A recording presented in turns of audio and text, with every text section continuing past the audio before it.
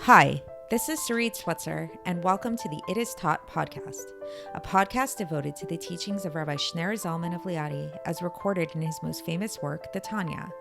My hope for this show is to make these teachings accessible and relatable to the average person, regardless of prior Jewish education or affiliation. The episodes follow the prescribed daily study portions and are meant to serve as practical lessons in how to live your life as your true self and develop an authentic and powerful relationship with your Creator. I have personally experienced the effects the study of this work has had on me, and I'm excited to share what I can of this knowledge with you. So please join me on this journey of learning, self-growth, and connection with your source.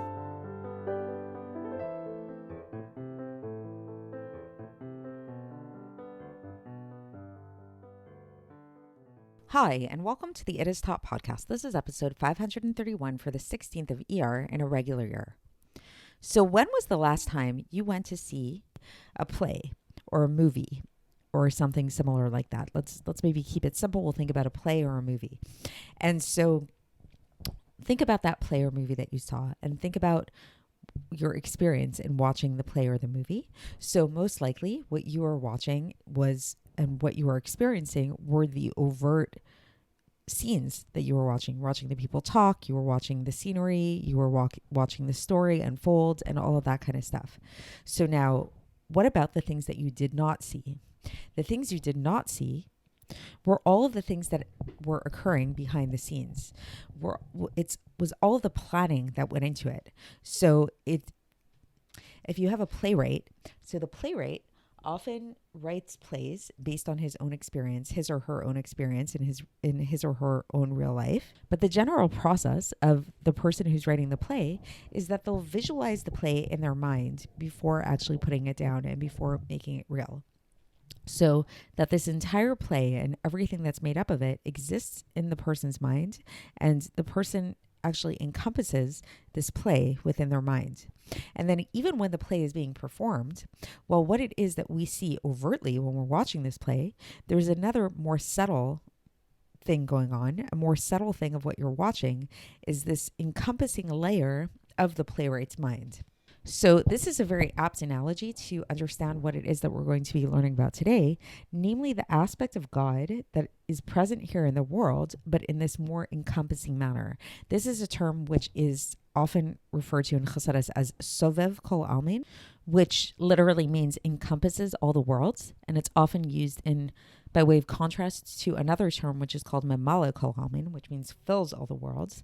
And these are two different levels by which God relates to the world. God's light relates to the world. So today we're really going to focus on that first one, Sovev kol Almin, that encompasses all the world. And we're going to understand it in the same way that we think about in terms of the play or the movie, that when we live here in this world, and we talked about this a little bit yesterday as well, there's a lot that we experience with our five senses.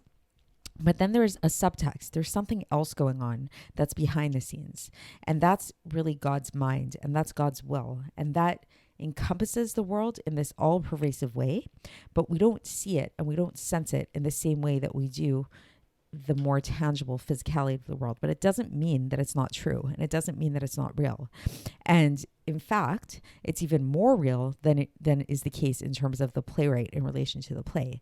Because when we talk about the playwright in relation to their play, even though the concept of the play, the visualization, what the playwright is seeing exists in their mind, at the end of the day, there's the mind of the playwright, and then there's the play, and they're two separate objects, and they have two separate things. However, when it comes to God, and we've learned about this already in the Tanya, there is no separation. So what is encompassed by God's mind is also exists within God's mind. So it's much more intimate. So the relationship, that as intimate as the relationship might be between the playwright and their play, the relationship of God to the world is even more, infinitely more intimate than that, even if it's not something that's tangible and perceptible by our senses.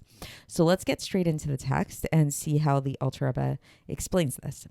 So the Alter Rebbe says that in order to illustrate this idea that we've been talking about, this whole idea of how God is here in the world, and we've been talking about this in the previous sections of this chapter, but we don't experience God fully, and God had to constrict himself and and hide himself from the world. So to really understand this, we can actually look at the physical world. So when we think about the physical world, so we know that there's a concept that we learn that we say melo chol haaretz kvodot, that the entire world is filled with God's glory.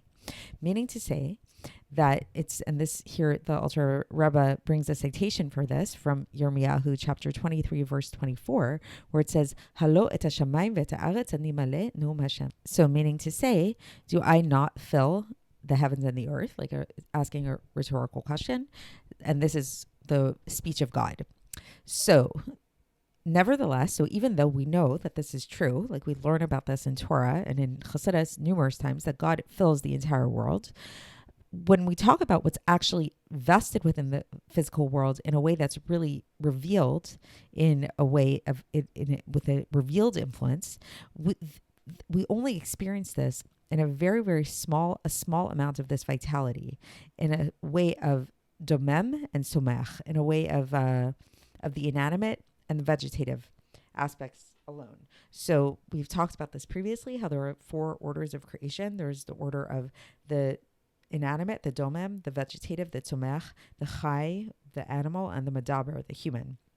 And these have a lot of different ways of understanding them. It's the 4 orders of creation. There's 4 different types of species in creation, and it's also 4 different types of like aspects of creation. So the aspects of creation in terms of God, in terms of God's hashpah, in terms of God's influence and revealed light in this world, we only experience it on these 2 lower levels, these 2 levels of the inanimate and the vegetative. So it's like there's a lot of God's light basically that is not revealed to us here. And so we say that the actual light of God, the actual or Ein Sof, we refer to as being Sovev. We refer to as being surrounding, encompassing, even though it really is inside of the entire world. So we're not saying that God's not in the world. God is very much inside this world. However, it's not revealed. This revelation, this influence is not revealed within it. Just a very, very small aspect of God's revelation is revealed here in this world. And the way that God influences here in the world is in a way of concealment and hiddenness. And anytime we talk about something that is revealed in a hidden way, we refer to this as being encompassing from above. So it's not, so basically the Alter Rebbe is saying that when we say that God's light encompasses all the world, we're not saying that God is not here imminently inside of the actual world. We're just saying that God's influence here in this world and the way that God is manifest here in this world is concealed.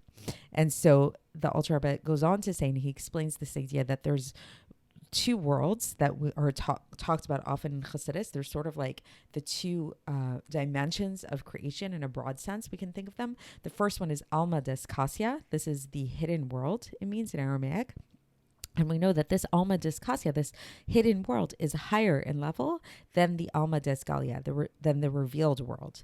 And so basically the point that the Alter Rebbe is trying to bring out here is that when we say that God is encompassing all the world and that God is hidden, that's not us saying that God is removed from the world in a certain way, God forbid. In fact, it's saying quite the opposite. It's saying that this level of God, which is hidden, this level of God which encompasses all the worlds, is very much present in this world, and it's even higher than the light that fills all the world. It's just concealed. It's just, we don't see it for what it is. And then the Alter Rebbe goes on and he says that to make this a little bit more explicable to our human intellect, for us to be able to understand this, we're going to explain this by way of an example. And we're going to talk about a person. So this is going back to the intro. He doesn't talk about a playwright, but he does talk about the idea of a person and a person's mind. So he says that, for example, if a person visualizes is within their mind something that they saw or something that they see. So it's like you think about something that you experienced yesterday, let's say, like yesterday I walked to the botanical garden, so I can visualize that walk in my mind, or I can think about something that I'm seeing right now in front of me. I'm looking at the computer, I'm looking at the Tanya, and I create a visual image inside of my mind of these things. So even though the entire body of this thing the external aspect of the thing and the actual content of the thing are illustrated within my mind, because I see it. I see it very clearly in my mind. I can think about the botanical gardens. I can think about this Hanya book. I see it very clearly in my mind. We describe these objects or experiences as being encompassed by my mind. We don't say that the botanical gardens is like literally inside of my mind, or the computer is literally inside of my mind, right? So rather, we say that these things are encompassed, but whatever it is that we're thinking about at the current time is encompassed by our mind and thought. And just for humans, at least, and this is where it gets to be a little bit different than in terms of God, it's just in the imagination of our mind. So because there really is a very big difference between me and the botanical gardens and the computer, right? So these things are encompassed by my mind in an imaginative way.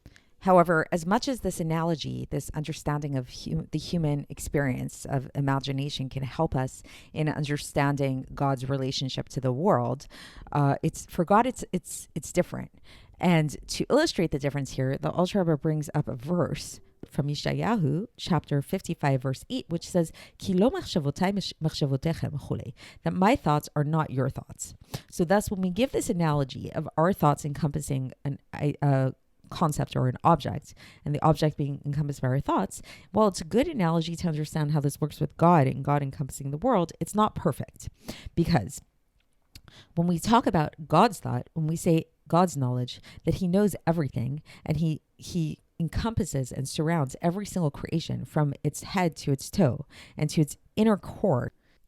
What we mean is that he's actually encompassing these things, not like in terms of, for us humans, that when we encompass, when I'm thinking about the botanical gardens and the botanical gardens is like encompassed by my mind, that's just like in a kind of, imaginative way. But for God, when anything's encompassed in his mind, like the world is encompassed in God's mind, we mean this truly. We mean that the world is actually inside of God's mind, which is, a whole different level. So while the analogy of our minds and our thoughts can be helpful in helping us understand God, it also has its limitations. That's the basic message of today's section. So that's it for today, and we're going to continue along these lines tomorrow when we get a little bit deeper into these concepts. So stay tuned, and I'll speak to you then.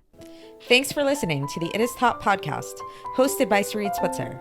This podcast is dedicated in loving memory of my maternal grandfather, Avraham Yitzchak ben Binyamin HaKohen of blessed memory. Music by Shoshana. If you enjoyed this episode and would like to support the show, please share it with others and subscribe on YouTube, Apple iTunes, Spotify, or wherever you listen to podcasts. And make sure to leave us a 5-star review. To find out more about the It Is Taught project, including more information on my soon-to-be published book, please visit our website, itistaught.com. To catch the latest from me, follow me on Facebook, Instagram, and Twitter. Looking forward to speaking with you tomorrow, and until then, have a great day.